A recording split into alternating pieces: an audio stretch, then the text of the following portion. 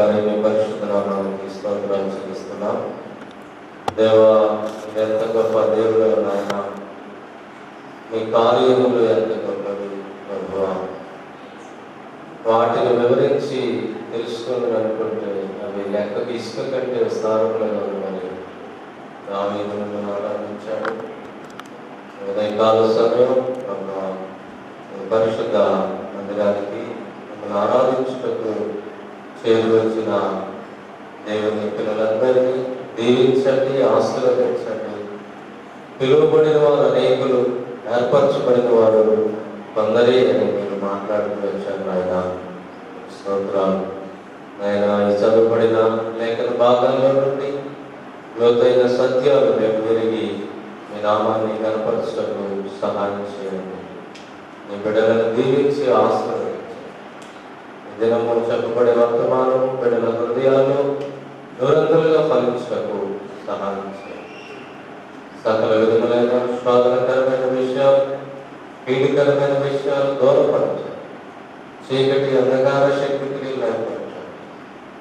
ఘనమైన పరిశుద్ధ నామానికి మహిమ తెచ్చుకుంటున్నాము.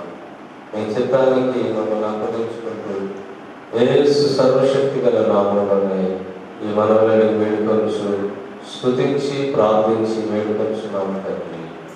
ఆమేన్. దేవుని పరిశుద్ధ లేఖన భాగాల నుండి మనం చదువుకున్న దేవుని వాక్యాన్ని ధ్యానం చేసుకుందాం. మనం ఏ భాగాన్ని ధ్యానం చేసుకుందాం చెప్పండి.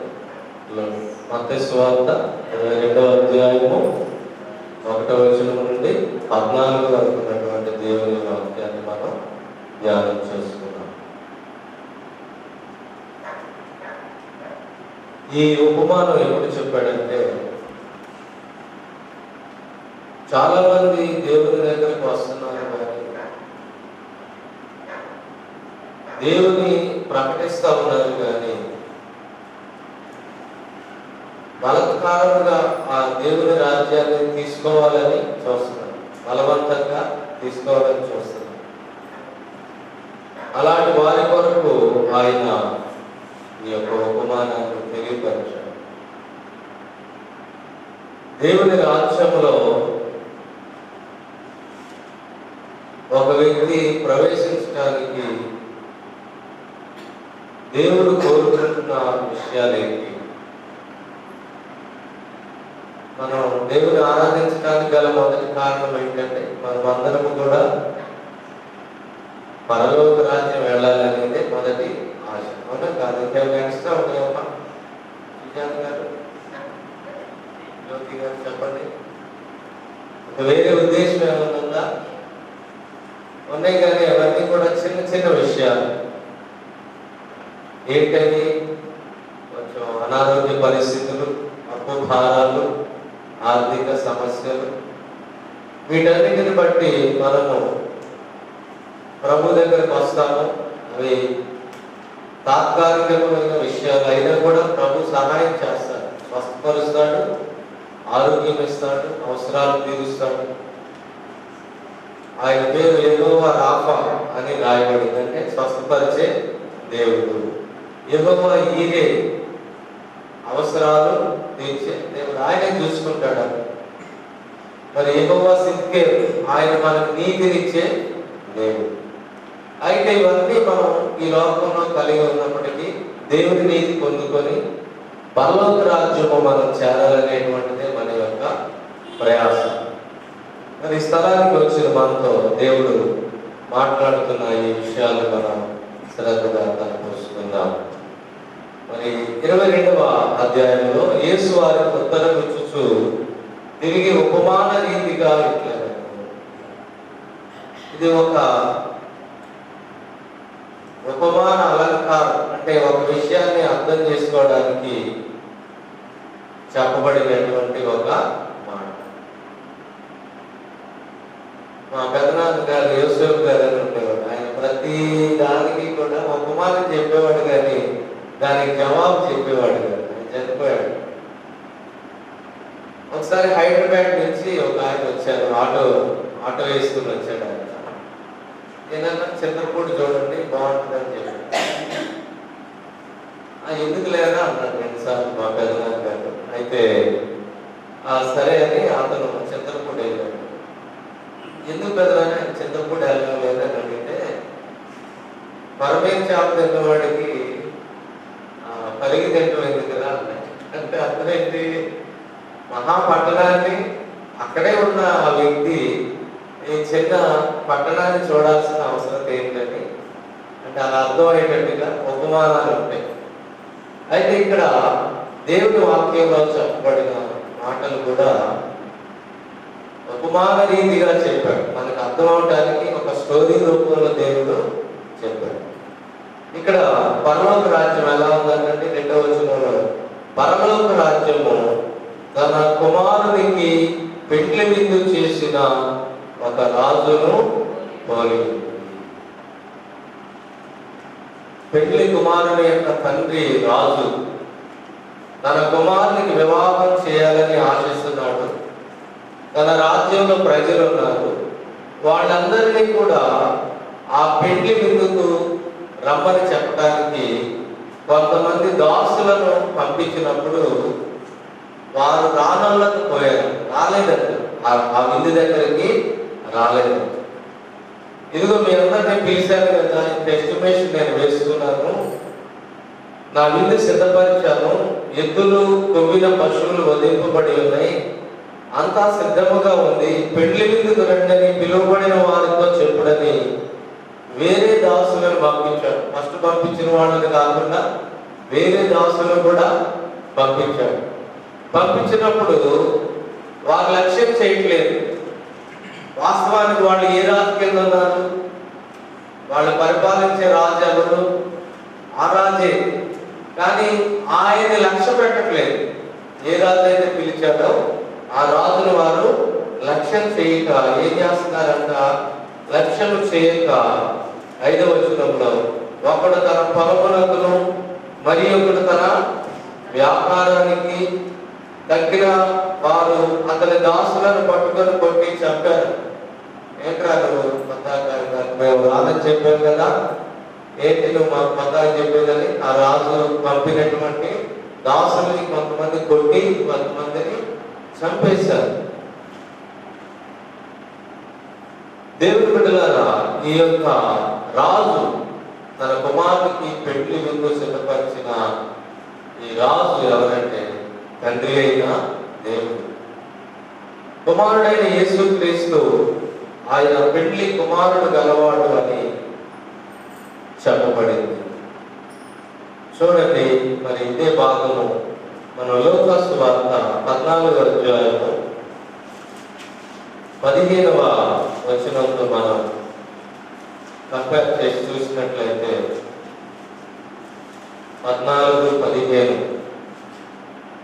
నుండి 24 వరకు చదువుతాను. చూడండి, ఆయన భోజన పంక్తిని కూర్చున్న వారిలో ఒకడు ఈ మాటలు విని, దేవుని రాజ్యములో భోజనము చేయవాడు ధన్యుడని ఆయనతో చెప్పగా, చూడండి, ఆయనతో కూడా భోజన పంక్తిలో కూర్చుంటున్న వాళ్ళు ఒకడు దేవుడు చెప్పిన మాటలు విని దేవుని రాజ్యంలో భోజనము చేయవాడు ధన్యుడని ఆయనతో చెప్పగా, ఆయన అతనితో ఇట్లని, ఒక మనుషుడు గొప్ప విందు చేయించి అనేకులను పిలిపించను.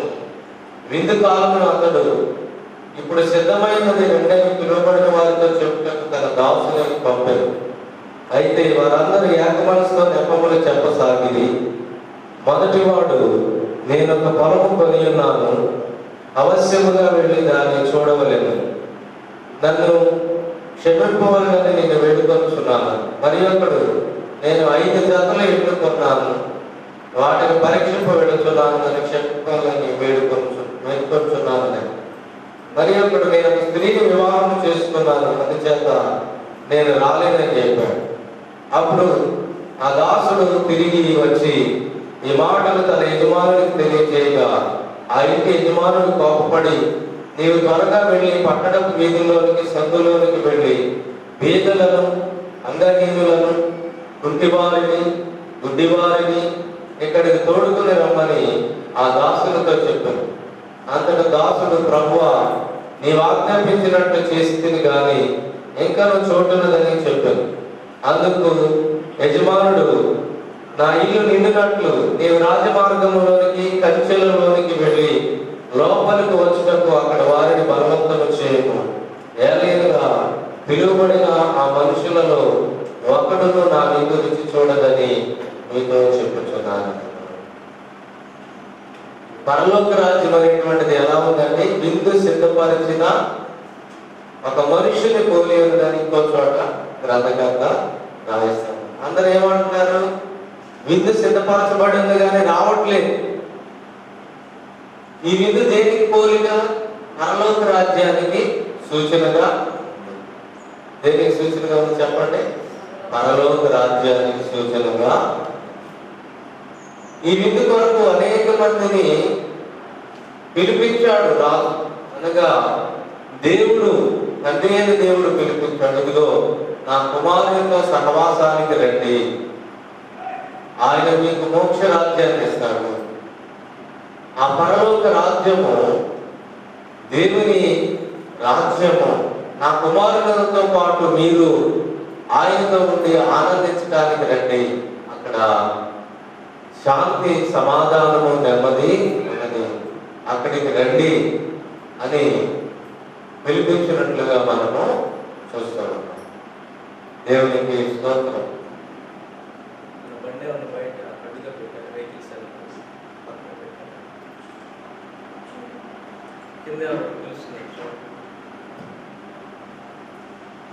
దేవునికి స్తోత్రం.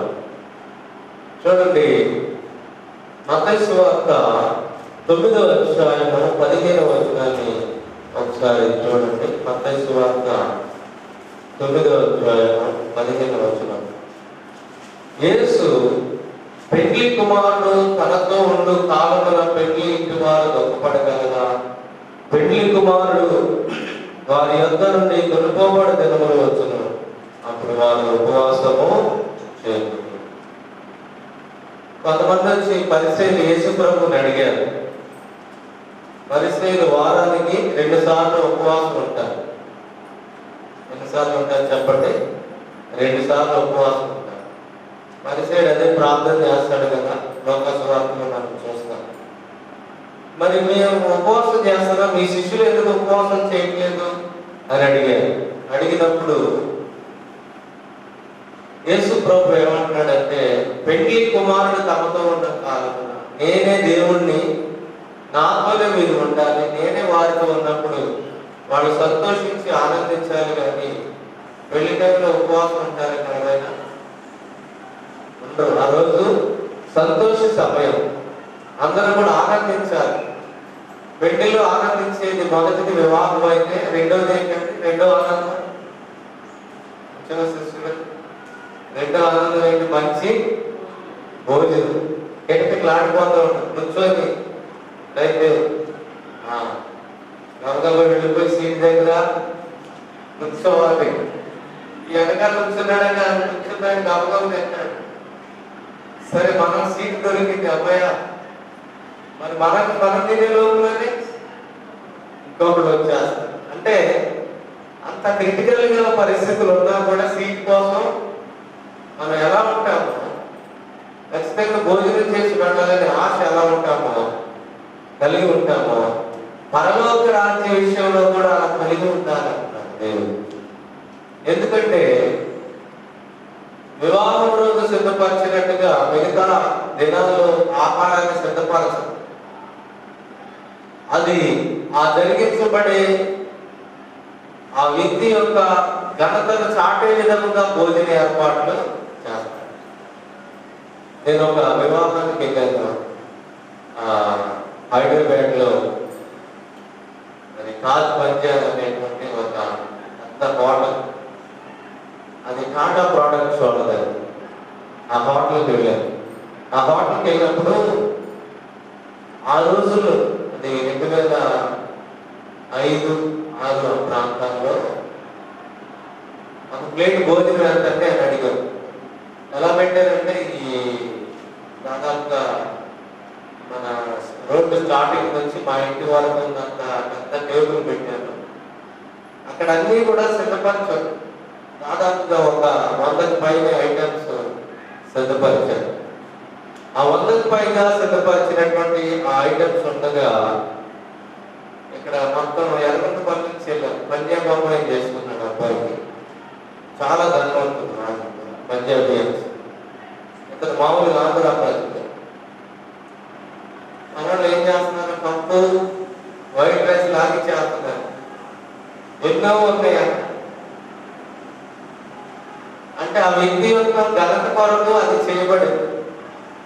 రైస్ మొత్తం రైస్ తింటే వాళ్ళ చెమట పట్టింది. ఇలా ఊహించలేదు వాళ్ళు ఎప్పుడు అలా. అంటే పల్లెటూరు నుంచి వచ్చిన వాళ్ళు కదా, ఆ చూడలేకపోయాడు. చూడండి, ఆ యొక్క విందు ఎవరి గొప్ప కొరకు సిద్ధపరచబడిందిగా ఉంది చెప్పండి. ఆ సిద్ధపాటు చేసినటువంటి విందు అంటే పిలిచారు, మనం వెళ్ళి వడ్డించుకొని మనకు కావాల్సింది అడిగినప్పుడు వచ్చే ముందు అడిగాం ఒక భోజనం కలిగిందంటే ఆ రోజుల్లోనే 750 రూపాయలు చెప్పాడు ఒకసారి. అంటే ఎంతమంది మేము లోపలికి వెళ్ళి భోజనం చేశామో వాళ్ళు 750 రూపాయల చొప్పున కట్టాలి. రెండవది టీ అడిగాం వచ్చేది 250 రూపాయలు చెప్పారు ఆ రోజుల్లో. అక్కడికి సినిమా యాక్టర్స్ వాళ్ళందరూ వస్తారని తెలియపడతారు. అంటే ఈ పరలోక రాజ్య విందు అనేటువంటిది మనుషులు చేసింది అంత గొప్పగా ఉంటే దేవుడు పిలుస్తారు. ఈ పరలోక రాజ్యానికి వచ్చి ఆ సమృద్ధిని మీరు అనుభవించండి. పరలోక రాజ్యము సిద్ధపరచబడి ఉంది.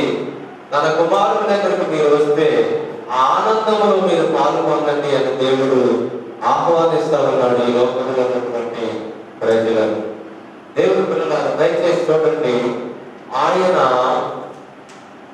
వరుడు అని చెప్పబడింది. మన యొక్క యజమానుడు, మనలను సృజించిన వాడు, మనలను ఆయనతో తీసుకెళ్లాలని, ఆయనతో సహవాసం చేయాలని చెప్పబడింది. యెషయా గ్రంథం 54వ అధ్యాయము 5వ వచనంలో మనం చూస్తే,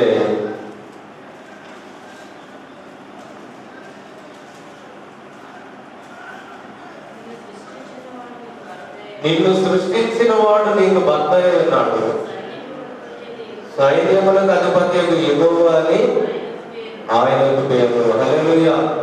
నిన్ను సృష్టించిన వాడు. అందుకే సంఘములకు క్రీస్తు శిరస్సు అయి ఉన్నాడు అని రాయబడింది. భర్త అయి ఉన్నాడని కూడా రాయబడి పోల్చాడు ఎఫెసీ పత్రిక. అంటే ఇది భౌతిక సంబంధమైన వివాహాల గురించి చెప్పబడుతుంది కాదు, కానీ వివాహమైన తరువాత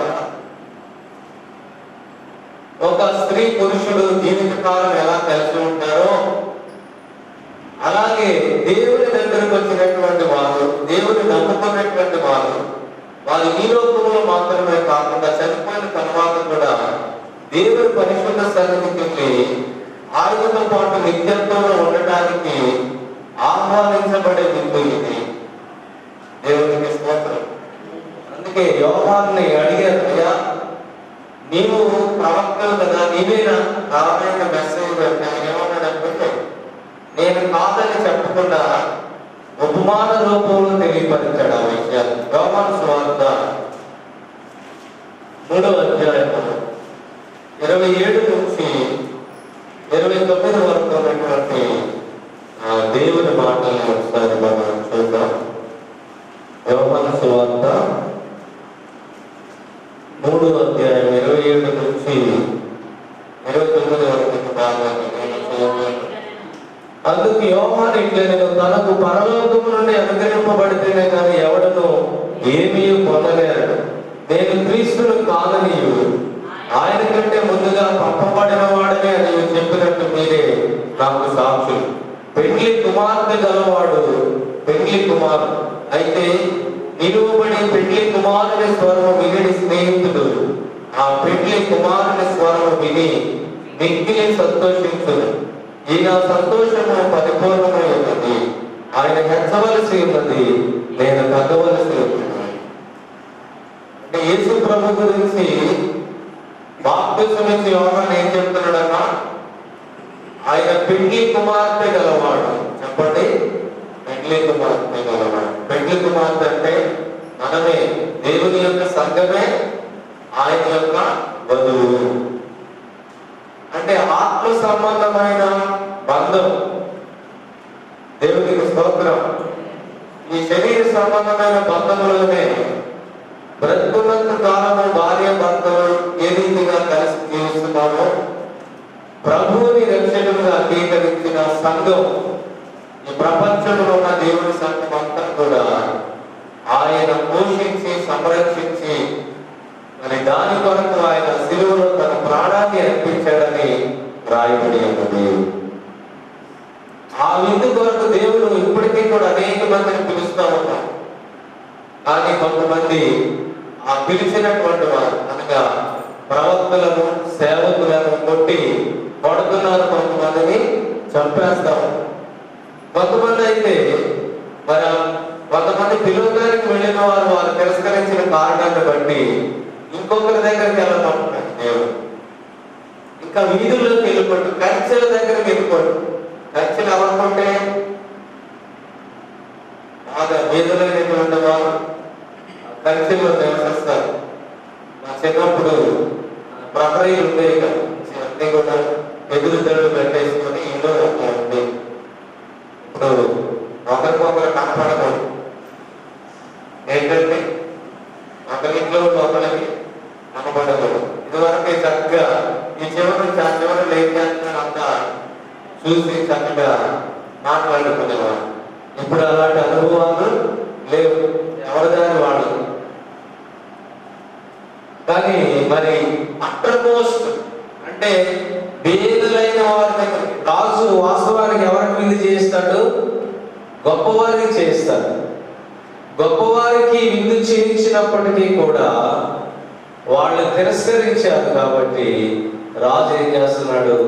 దీనులైన వారి దగ్గరికి సువార్తను పంపాడు. ఈరోజు ఎవరైతే ఆ తండ్రి అయిన దేవుడు పంపినటువంటి సేవకుల యొక్క మాటలు విని ఆయన సంఘములో చేర్చబడి ఆయన మాటలు అంగీకరించి ఆ పరలోక రాజ్యానికి వెళ్ళాలని ఆశిస్తారో వాళ్ళ విందులో పాల్గొంటారు. అంటే దేవుని దగ్గర ఏముంటుంది? ఈ దేవుని యొక్క మందిర పరిచర్యలు కానివ్వండి, దేవునితో గడిపే అనుభవాలు కానివ్వండి, అవి ఏ రీతిగా ఉంటాయంటే పెండ్లి సంతోషాన్ని కలిగిందిగా ఉంటుంది. హల్లెలూయా. అందుకే మనం దేవుని సన్నిధికి వచ్చినప్పుడు చాలా సంతోషం అనేది మన హృదయాల్లో దేవుడు నింపుతాడు. అందుకే పిలువబడిన వారు అనేకులు, చాలా మందిని దేవుడు పిలిచాడు. కానీ ఏర్పరచబడిన వారు కొంతమంది. దేవునికి స్తోత్రం. దేవుడు పిలిచాడు.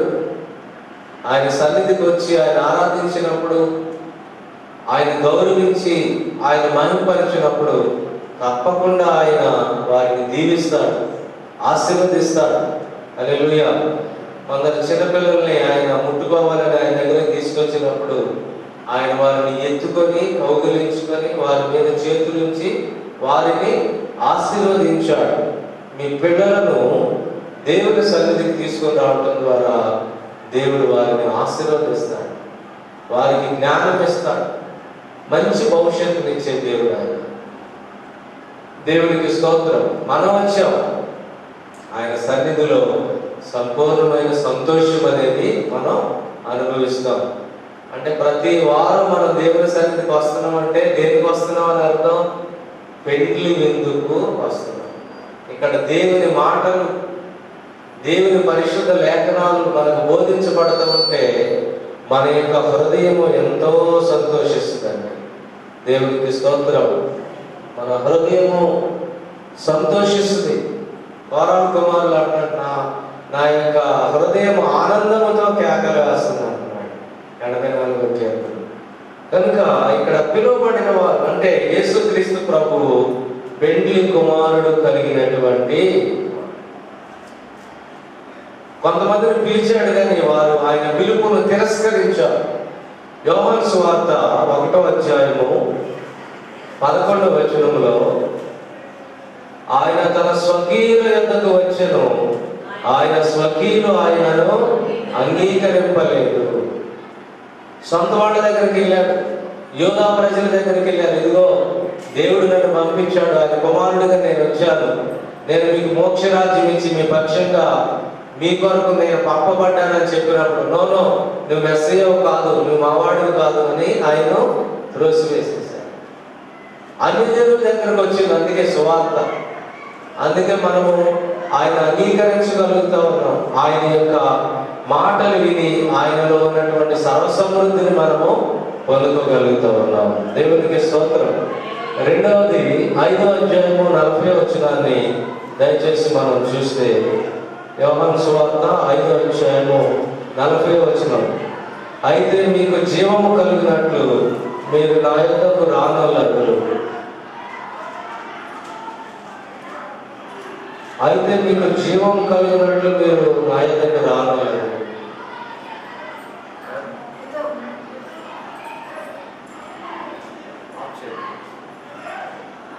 1:11 మనం చూసినట్లయితే అక్కడ రాయబడినటువంటి విషయం ఏంటంటే, తన స్వకీయుల యొద్దకు వచ్చాడు, సొంత వారు ఆయన్ని అంగీకరించలేదు.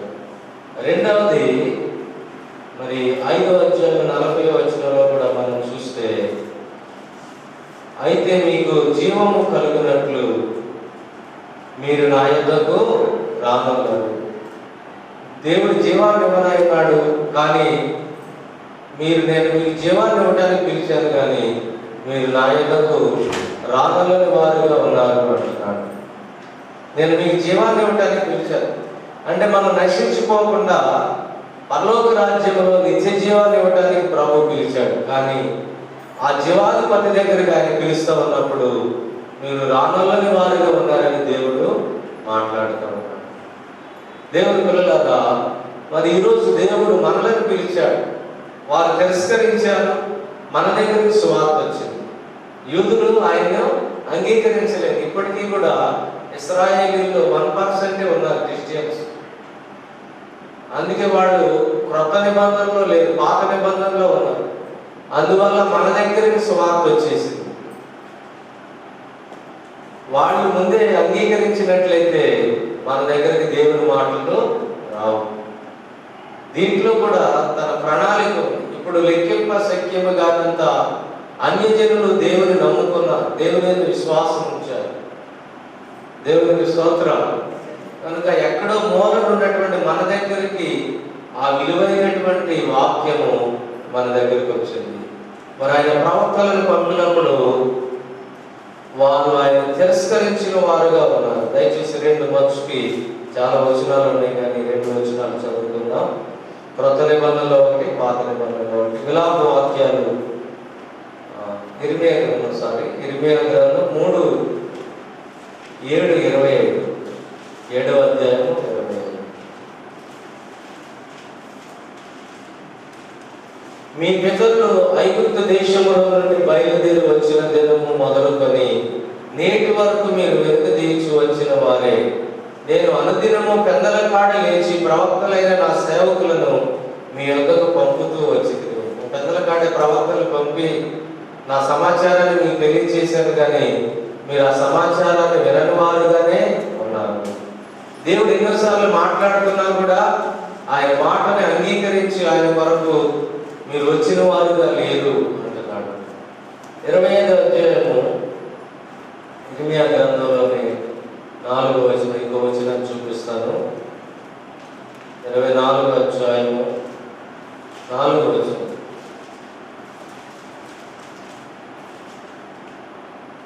మీ చేతి పనుల వలన నాకు కోపము పుట్టించుకున్నట్లు నేను మీకు ఏ బాధయు కలుగు చేయకున్నట్లు అన్య దేవతలను అనుసరించుటై, వాటిని పూజించుటై, వాటికి నమస్కారం చేయుటై మాని మీరందరూ చెడ్డ మార్గమును మీ దుష్టక్రియలను విడిచిపెట్టి తిరిగిన యెడల యెహోవా మీకును మీ పితరులకు నిత్య నివాసముగా దయచేసిన దేశంలో మీరు నివసించురని చెప్పుటకై యెహోవా పెద్దల కాడ లేచి ప్రవక్తలైన తన సేవకులందరినీ మీ యొద్దకు పంపుచు వచ్చినను మీరు వినకపోతిరి. వినుటకు మీరు చెవియొగ్గకుంటే, మీరు నా మాటలు వినలేదు, నా మాటలకు మీరు చెవియొగ్గలేదు. పెద్దల కాడే దేవుడు శబ్దాన్ని వినిపిస్తూ వచ్చాడు.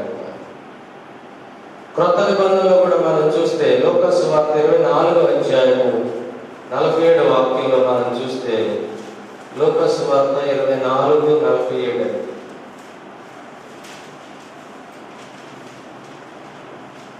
యెరూషలేము మొదలుకొని సమస్త జన్మలలో ఆయన పేరట మారు మనసు పాప క్షమాపణయు ప్రకటింపబడిననియు రాయబడి ఉన్నది. ఇదిగో మీరు మారి దేవుని పరిశుద్ధ రాజ్యంలో చేరండి, మంచి వ్యక్తులుగా జీవించండి, ఆయన నమ్ముకోండి, ఆయన ద్వారా పరలోక రాజ్యం మీకు ఇవ్వబడతా ఉంది అని ప్రకటించబడతాం. మార్పు చెందిన వ్యక్తులుగా ఉండాలి, ఆయన రాజ్య వారసత్వాన్ని మీరు పొందుకోవాలని దేవుడు అవకాశం ఇస్తున్నాడు. ఇంకా పరలోక రాజ్యంలో చేరే అవకాశం. పరిసయ్యులతో ఒకసారి దేవుడు అన్నాడు, వేశ్యలు కూడా పరలోక రాజ్యంలో చేరతారు కానీ మీరు చేరతారు. ఎందుకంటే దేవుని వాక్యం తెలుసుకుంటున్నారు కానీ విని ఆ మనసు మార్చుకొని దేవుని రాజ్యంలోనికి రానివారుగా వాళ్ళు ఉన్నారు. మన హృదయాన్ని ఎప్పుడు కూడా దేవుడు మాట్లాడుతున్నప్పుడు కఠినపరుచుకొని అలాగే ఉండే దుస్థితిలో మనం జీవించకూడదు. దేవుని పిల్లలారా, మన యొక్క హృదయము మన యొక్క దోషారోపణ చేసేదిగా ఉండకూడదు. ఒక ఇద్దరు 60 సంవత్సరాలు 60 సంవత్సరాలు దాటిన వాళ్ళు మాట్లాడుకుంటున్నారు. దేవుడు నమ్ముకున్న వాళ్ళు, ఏంటమ్మా మన పిల్లలకి గతి, ఇలాంటి దుస్థితి అని మాట్లాడుకుంటున్నారు. వాళ్ళలో ఒక ఆవిడ అంటా ఉంది, మనం చేసిన పాపాలు ఇన్నా అన్నా అంటున్నాం. ఏంటి అంత శాపగ్రస్తం? ఉద్యోగస్తులే, రిటైర్డ్ అయిపోయినాడు. పాపం యొక్క ఫలితం తర్వాత కనపడుతుంది, ప్రజెంట్ కనపడుతుంది. కనుక ఆ స్థితి మన తర్వాత తరానికి మనం ఇవ్వకుండా ఉండటానికి మనల్ని మనం భద్రపరుచుకొని దేవునికి అప్పగించుకొని దేవుని కొరకు జీవించినట్లయితే దేవుని పిల్లలారా, దేవుడు మనకు సహాయం చేస్తాడు. మిమ్మల్ని పరలోక రాజ్య విందులోకి ఆయన ఆహ్వానించాడు. మహిమ కలిగిన రాసు. దేవునికి స్తోత్రం. ఈ సంఘంలోనికి రావటమే ఒక గొప్ప భాగ్యం. సంఘం అంటే రాజా పాస్టర్ గారిని కాదు, లేదా పాస్టర్స్ నడిపించే సంఘాలు పాస్టర్సే కాదు. ఇది ఎవరిది? మనం అందరం ఇక్కడ కూడుకున్న వారు ఎవరికి చెందిన వారమో యేసయ్యకు చెందినవారు. యేసయ్య రక్తాన్ని చిందించి అన్ని చోట్ల సంఘాలు, కానీ వాళ్ళల్లో నుంచి దేవుడు ఆశించేది ఏంటంటే ఆయన పిలుస్తున్నాడు, ఆయన దగ్గరకు వచ్చి ఆయన మహిమపరచాలని ఆయన పిలుస్తూ ఉన్నాడు. చివరి మాటలు ఏంటంటే యెషయా గ్రంథం 55వ అధ్యాయం. ఆయన ఎందుకు పిలుస్తున్నాడో తెలుసా? ఇక నేను క్రొత్త నిబంధనలో చాలా చోట్ల ఉంది, అది చెప్పలేదు, టైం అయిపోయింది కనుక. 55:1-3 వరకు నాకు చాలా ఇష్టమైన వాక్య భాగం. దప్పికొనిన వారలారా నీళ్ల యొద్దకు రండి, రోకలు లేని వారులారా వచ్చి కొని భోజనము చేయండి. రండి. రోకలు అంటే డబ్బులు, మన భాషలో చదువుతారు. దానిపైన వాళ్ళలారా దేవుడిచ్చే వాక్యం దగ్గరకు రండి. చాలా మంది దేవుడిని అంటే దప్పికి తీరని వాళ్ళు ఉన్నారు. దేవుని కోసం అన్వేషించి తీర్థయాత్రలు చేసి వ్రతాలు చేసి క్రతువులను పాటించి రకరకాలైనటువంటి వైరాగ్య జీవితాన్ని జీవించి ఎన్నో చేసి అయినా కూడా దేవుడిని కనుగొనలేనటువంటి వారిగా ఉండి అసలు నిజమైన దేవుడు ఎవరు అని అన్వేషించే ఆ దేవుని పట్ల దాహం కలిగిన ప్రతి వారిని దేవుడు పిలుస్తున్నాడు. రండి అంటున్నాడు ఆయన. నా దగ్గరకు వస్తే నేను మీకు జీవజలాన్ని ఇస్తాను. నీళ్ల యొద్దకు రండి అంటే దేవుని వాక్యం దగ్గరికి రండి. డబ్బులు ఇవ్వకుండానే మీరు వచ్చి కొని పాలన చేయండి. కొనటం అంటే ఏంటి? డబ్బులు లేకుండా కొనటం అంటే ఏంటి? డబ్బులు లేకుండా ఏదైనా కొనగలవా మనం? మీరు రండి, టైం ఇవ్వటమే కొంటాం. దేవునికి స్తోత్రం. రండి. రోకలు లేకపోయినా ఏమి ద్రాక్ష రసమును పాలను కొనుడి. ఆహారము కాని దాని కొరకు మీరు ఎలా రోకలు ఇచ్చారు? మీకు సంతృష్టి, మీకు బలాన్ని కలుగజేయని దానికోసం మీ కష్టార్జితాన్ని ఎలా వ్యక్తపరచరు. నా మాట జాగ్రత్తగా ఆలకించి మంచి పదార్థాలు, ఇక్కడ మంచి మాటలే ఉంటాయి. మీరు విని తీసుకొని అంగీకరించినా అంగీకరించకపోయినా ఇక్కడ ఏ మాటలు వస్తాయండి? మంచి మాటలు. మన హృదయాన్ని, మన శరీరాన్ని, మన ఆత్మను సంతృష్టి అంటే ఆరోగ్యవంతంగా ఉంచేటువంటి మాటలే దేవుడు ఇస్తాడు. రండి అవి తీసుకోండి. వ్యర్థమైన వాటికి ఎలా మీరు డబ్బులు చెల్లిస్తారు? మీ ప్రాణము సారమైన దాని అందు సుఖింపకండి. సారవంతంగా ఉంటారు. సారవంతం అంటే దేవుని వాక్యం వినేవాళ్ళు పచ్చగా ఉంటారు. దేవునికి స్తోత్రం. కీర్తనలో 1:2 1వ కీర్తన 2వ చరణంలో, యెహోవా ధర్మశాస్త్రమునందు ఆనందించుచు దివారాత్రులు దానిని ధ్యానించువారు ధన్యులు. వారు నీటి కాలువ ఎవరను నాటబడినదై, నీటి కాలువ ఎవరంటే కాలువ పక్కనున్న చెట్టు వలె నాటబడి నీళ్ళు అలా ప్రవాహాన్ని వెళ్తూ ఉంటాయి కదా. నీటి కాలువ అంటే ఆకువాడకు తన కాలం ముందు ఫలమించి చెట్టు వలె పచ్చగా ఉండి విస్తారమైన ఫలాలు ఫలిస్తాయి. దానికి గల కారణం ఏంటంటే నీరు సరఫరా జరుగుతుంది. అలాగే దేవుని పరిశుద్ధ సన్నిధికి క్రమంగా ఆయన వాక్యం దగ్గరికి ఎవరైతే వస్తారో వాళ్ళు కూడా ఆత్మీయ స్థితిలో అలా ఫలిస్తారు. దేవునికి స్తోత్రం.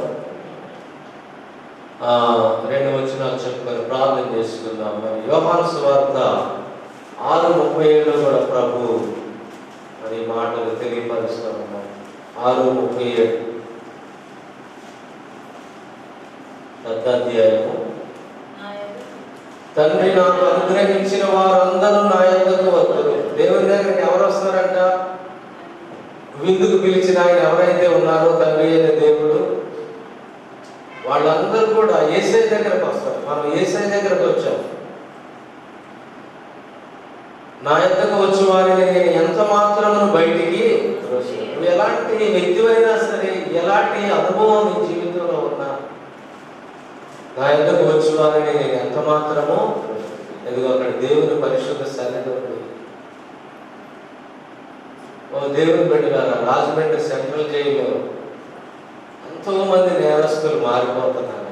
కొంతమంది నరహంతకులు, 10 మంది 15 మందిని చంపినటువంటి వాళ్ళు కూడా దేవుని ఆదివారం థామస్ ఆచార్య గారని నా బాప్తిస్మం ఇచ్చిన ఆయన సేవకుడు, ఆయన అక్కడ నడిపిస్తాడు మందిరాన్ని సెంట్రల్ జైల్లో. ఎంతో మంది మార్పు చెందుతూ ఉన్నారు. దేవునికి స్తోత్రం. మరి నా యొద్దకు వచ్చి వారిని, నువ్వు 10 మందిని చంపావు, త్రోసేసే దేవుడు, ఇదిగో నువ్వు ఎంతో రాబరీ చేశావు, దొంగతనాలు చేశావు, నువ్వు వద్దని తిరస్కరించేవాడు, ఇదిగో నీవు ఈ పాపంలో ఉన్నావని తృణీకరించేవాడు, నీ బలహీనతలు ఎరిగి నువ్వు వచ్చి, అయ్యా నేను ఈ స్థితిలో నుంచి బయటకు రాలేకపోతున్నా, నా సహాయం చేయి, నా శ్రమలను ఎరిగి నాకు సహాయం చేయని నువ్వు మొదలుపెట్టినప్పుడు, ఆయన దగ్గరకు వచ్చినప్పుడు ఆయన తప్పక నీకు సహాయం చేస్తాడు. అందుకే మత్తయి సువార్త 11:28 ఏమంటున్నాడంటే, ప్రయాసపడి భారము మోసుకొనుచున్న సమస్త జనులారా నా యొద్దకు రండి. మీ మీద భారాలు ఉన్నాయి, మోయలేని భారాలు ఉన్నాయి, నా దగ్గరకు రండి, నేను మీకు విశ్రాంతిని కలిగించేస్తున్నాను. మీ భారాలను తొలగించేది ఎవరంటే దేవుడు. ప్రయాసాలు ఉన్నాయా? భారాలు ఉన్నాయా? అందుకే 54వ అధ్యాయం యెషయా గ్రంథంలో ప్రయాసలని గాలి వాన చేత పట్టబడిన దాన నేను నీలాంజనములతో నేను కడతాను, నీకు పునాదులు నిర్మిస్తాను అని తెలియపరుస్తున్నాను. మా సోదరుడు విలియం కేవీ గారు, మాకు అత్యంత ప్రియులు, ఆయన పాట రాశారు. ప్రయాసలనే గాలి వానలచే ఆదరణే లేక ఉన్నదాన. ఎవరి ఆదరణ లేక నోచుకోక ఒంటరిగా గాలి వానలంటే కష్టాలు నష్టాలు ఉన్నటువంటి నిన్ను ఒక ఉన్నతమైన స్థితిలో స్థాపించడానికి ఆయన పిలుస్తా ఉన్నాడు. దేవునికి స్తోత్రం. ఆయన పిలుస్తా ఉన్నాడు. అలాగే ఇక్కడ కూడా నా దగ్గరకు వచ్చి వాళ్ళని నేను ఎంత మాత్రం కూడా త్రోసిపోయాను. చివరి మాట ఏంటంటే, ఆయన దగ్గరకు వచ్చిన వారికి మరి జీవ వృక్ష ఫలాలు భుజించి మరి జీవ జల ప్రవాహాన్ని భుజించి ఆధిక్యత ఇస్తున్నారు. అలా ముగించబడిందండి ఈ గ్రంథం. ప్రకటన గ్రంథం 22వ అధ్యాయం విశ్వాసుల కొరకు ఈ వాగ్దానం ఇచ్చాడు. ఆత్మయు పెండ్లి కుమార్తెయు రమ్ము అని చెప్పుచున్నాం. The book of revelation chapter 22:17. ఆత్మయు పెండ్లి కుమార్తెయు రమ్ము అని చెప్పుచున్నారు. వినువాడును రమ్ము అని చెప్పవలెను. దప్పికొనిన వారిని రానిము, ఇచ్చేయించు వారిని జీవజలములు ఉచితముగా ఉంచుతాడు. ఆత్మదేవుడు రమ్మంటున్నాడు. దప్పికొనిన వారిని రానిము, ఇంకా నువ్వు దాహం తీర్చుకోవడానికి. సమరయ స్త్రీ దాహాన్ని తీర్చాడు. నీ దాహాన్ని కూడా తీర్చేది, నీకు సంతృష్టినిచ్చే దేవుడు. ఇచ్చేయించు వారిని అంటే దేవుని సన్నిధికి నేను వెళ్ళాలనే కోరిక కలిగిన ప్రతి వ్యక్తికి ఆయన ఇచ్చేది ఏంటంటే జీవజలములు ఉచితముగా పుచ్చుకున్నాడు. హల్లెలూయా. ఇవి జీవాన్ని ఇచ్చే జలములు. దీన్ని మనం ఎలా త్రాగుతామంటే చెవిలో నుంచి హృదయంలో పోసుకుంటాం. ఈ వాక్యం ఎలా తాగుతామంటే చెవిలో నుంచి హృదయంలోకి వెళ్తాయి. ఎక్కడ ఉంటే దేవునికి స్తోత్రం. కనుక ఈ వాక్యం ఏ వ్యక్తి యొక్క హృదయంలో ఉండదో ఆ వ్యక్తి ఆశీర్వదించబడతాడు, నెమ్మది పొందుకుంటాడు. అందుకే పరలోకపు తండ్రి పిలిచిన ఆ పిలుపును నేను నిర్లక్ష్యం చేయకుండా ఆయన రాజ్యములో చేరుకొని ఆయన రాజ్య విందులో సంతుష్టిగా నీవు ఉండాలని దేవుడు ఆశిస్తున్నాడు. నువ్వు తిరస్కరించే మనసు ఒకవేళ నీలో ఉంటే దాన్ని నీవు తొలగించుకొని ఆ రీతిగా నీవు ఉండటానికి ఒక మంచి తీర్మానం తీసుకొని నీ జీవిత కాలం అంతా మరి దావీదు తీర్మానించుకున్నట్టుగా నా జీవిత కాలం అంతా చిరకాలం నేను యెహోవా మందిరములో నివాసం చేస్తాను. ఇక్కడ దేవుని పరిశుద్ధ సన్నిధిలో చెప్పబడే ఈ మాటలు ఏదో నీవు లక్ష్యించినట్లయితే నీకు దీవెన ఆశీర్వాదం అంటే దేవుని పరిశుద్ధాత్మ దేవుడు దయచేయను గాక. ప్రార్థన చేసుకుందాం. సమయంలో ఎత్తబడిన వాక్యాన్ని బట్టి ప్రార్థన చేస్తున్నాం. పరిశుద్ధుడా, ప్రేమ గల తండ్రి, వాక్యము వినాలి బిడ్డలను మీ కృపలో బలపరిచి నిరంతరంగా ఫలింపచేసి